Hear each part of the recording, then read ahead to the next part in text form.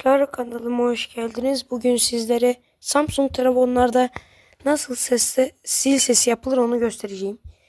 Videomuza geçmeden önce kanalıma abone olursanız çok sevinirim. Hadi videoya geçelim. Aşağı kaydırıp ayarlara tıklıyoruz. Klasörünü açmışım ama size göstermek istiyorum yine de. Modlar ve rutinlerin altında sesler ve titreşim var. Buna tıklıyoruz. Zil sesine tıklıyoruz. İstediğiniz şarkıyı seçebilirsiniz. Videomuz burada bitmiştir. Umarım videomuzu beğenmişsinizdir. Kanalıma abone olursanız sevinirim. Bir sonraki videoda görüşmek üzere. Hoşça kalın.